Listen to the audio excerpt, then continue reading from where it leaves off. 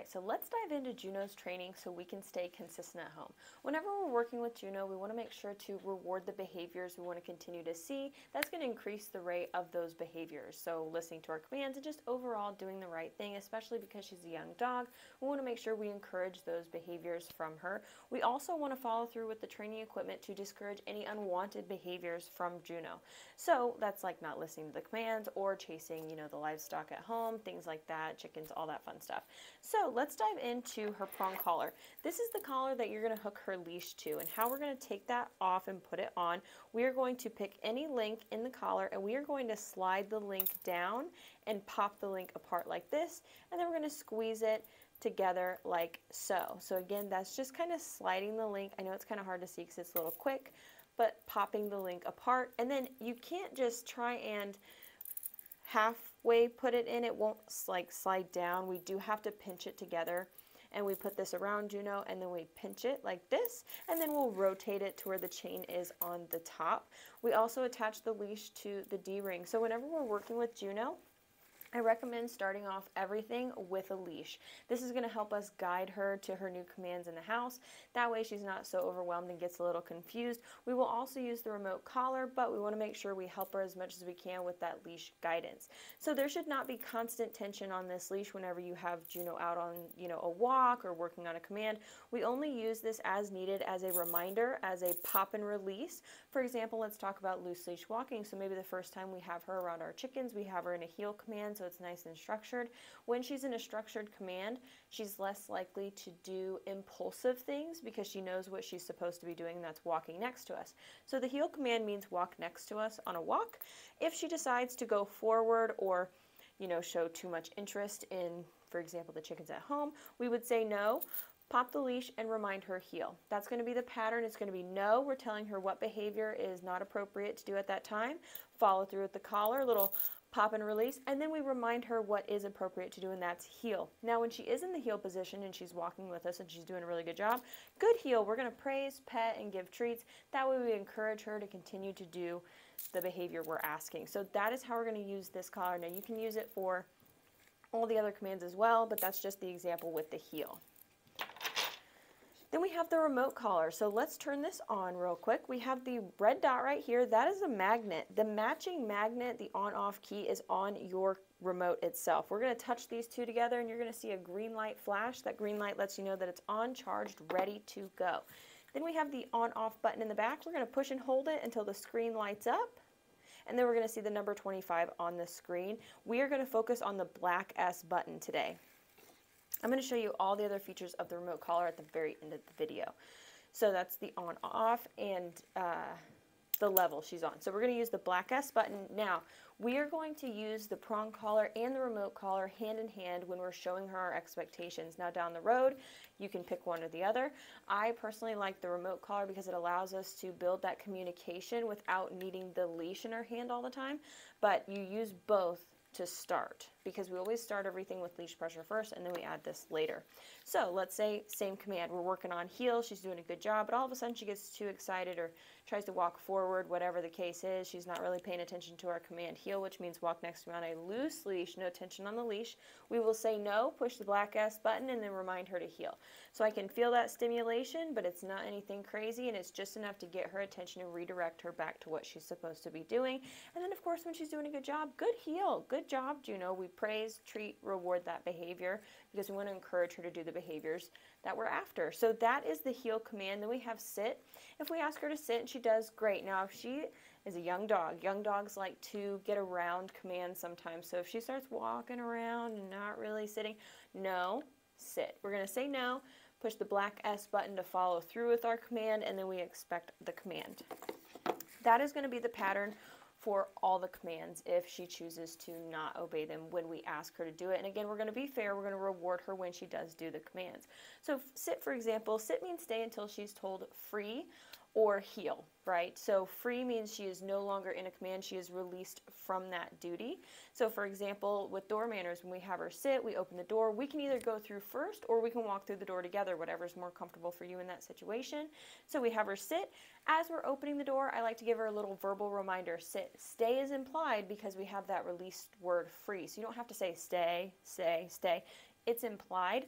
So we have her sit, open the door, sit, good girl, and then whenever you're ready, free, and you go out the door, and that's the release word for the sit stay.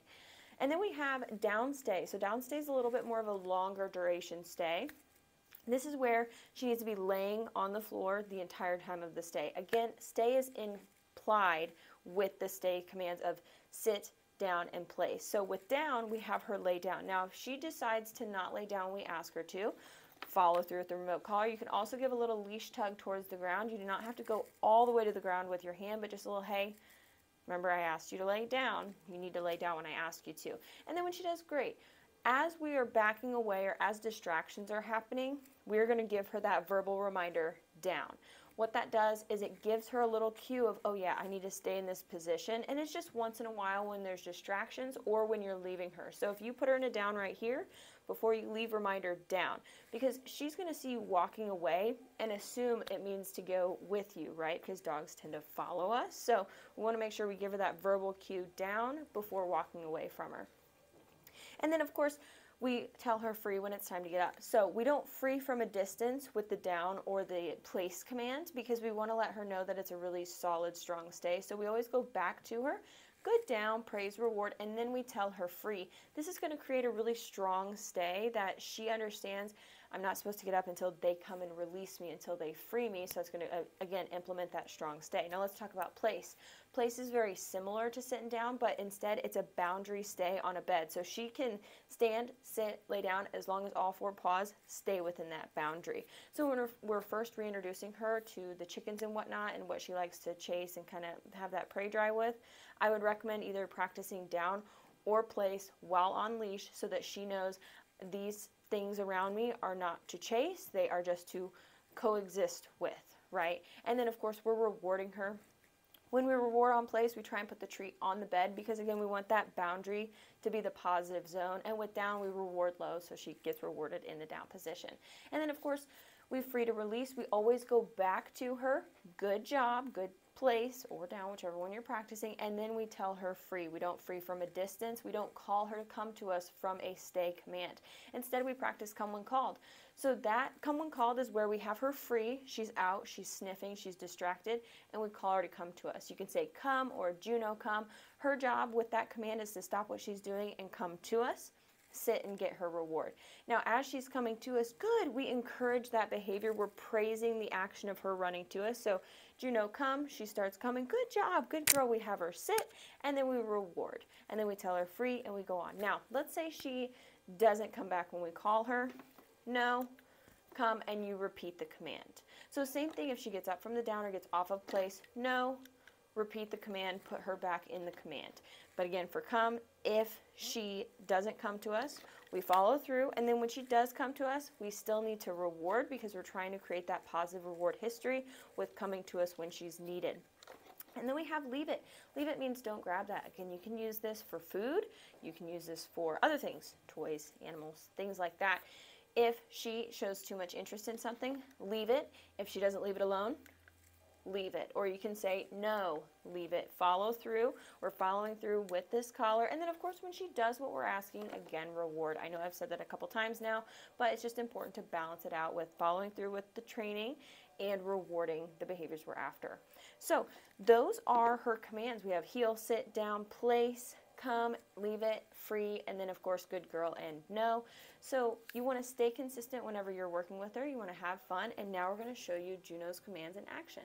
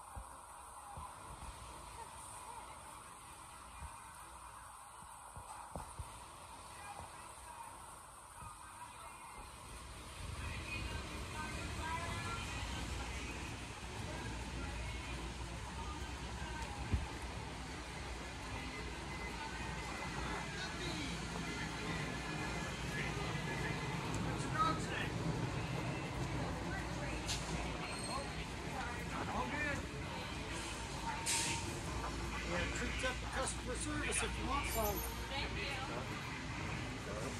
You text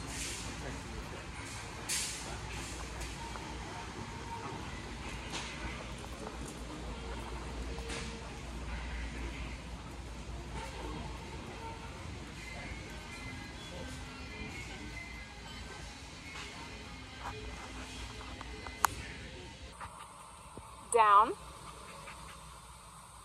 Down. Good.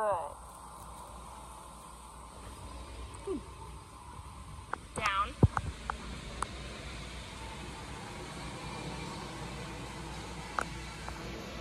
Good down.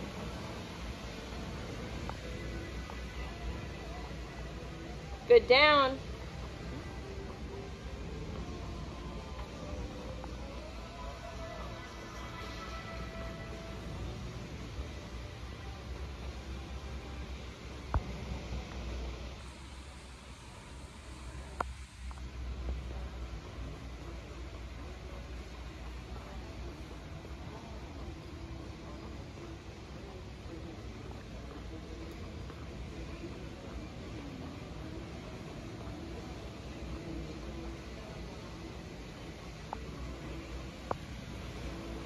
Good down.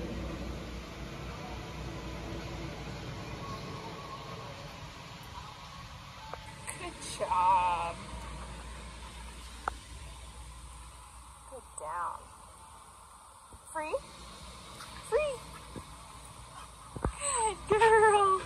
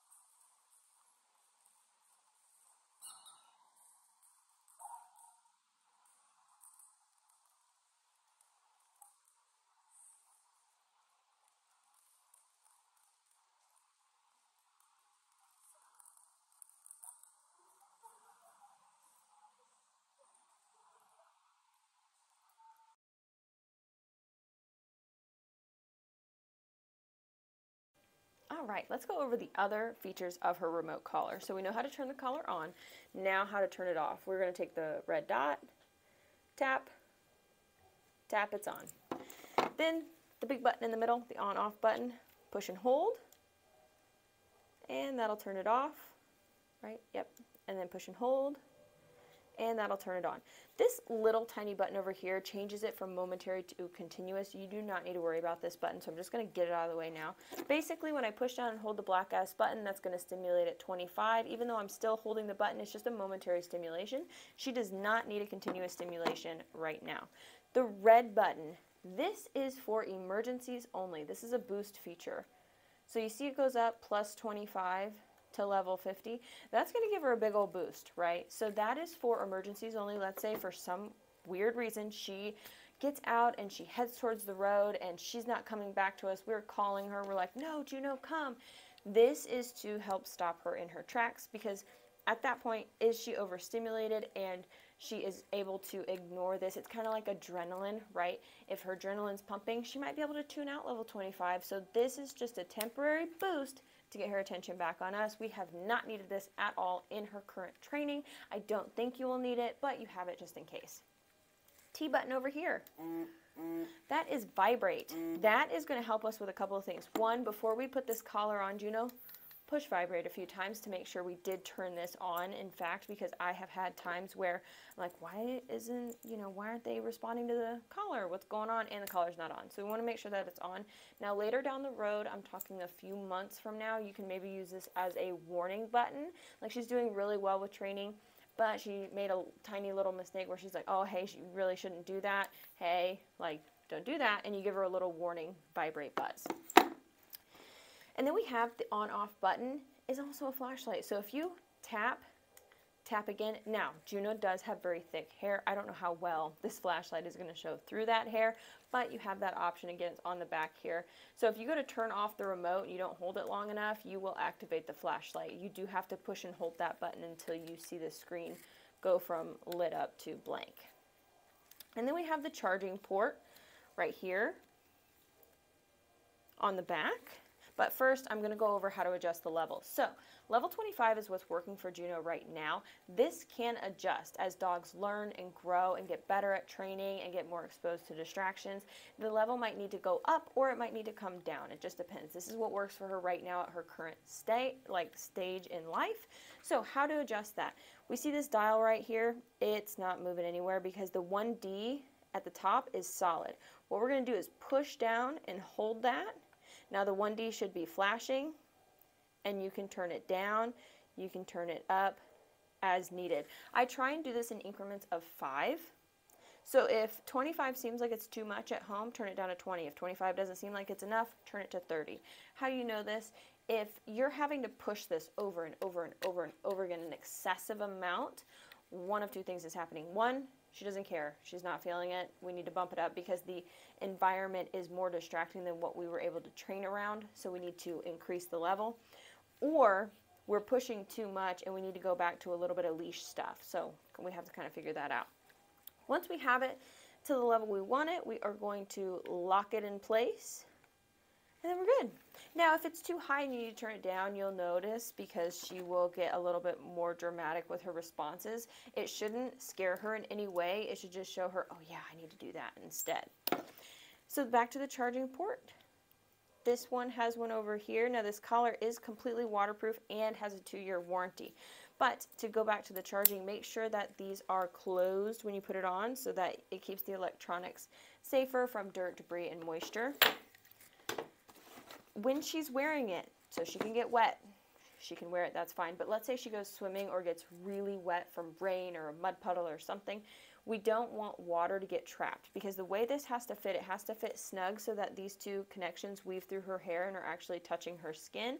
So it's going to fit snug. We don't want moisture to get trapped under the collar, and that could lead to a hot spot. So you want to make sure that if she does get wet, take the collar off, dry the area thoroughly, and then we can put the collar back on.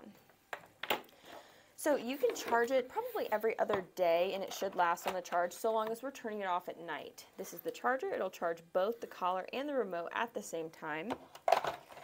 And then she has the longer prongs because she has really long hair. So these are the shorter prongs. If you were ever to get her hair trimmed or whatever, we have the shorter prongs, but we have the longer prongs on her now because of her hair. And then this is the little tool to change out the collar, or the prongs. This is her collar that originally came with the remote collar, but this bungee, it's so helpful to put it on. It's quick, it's easy, and it has this bungee so that it's not going to get too tight for her while she's wearing it. The manual is underneath the tray here. It goes over all the buttons in greater detail, but we did cover everything you'll need to know. Back to the warranty, this thing does have a 2-year full warranty. They have great customer service, and the contact info is on the box here, so you can contact them if you have any run-ins or anything like that, but it should work just fine for you. So those are the rest of the features of her remote collar. Again, when you're training, have fun and stay consistent with Juno, and let us know if you have any questions.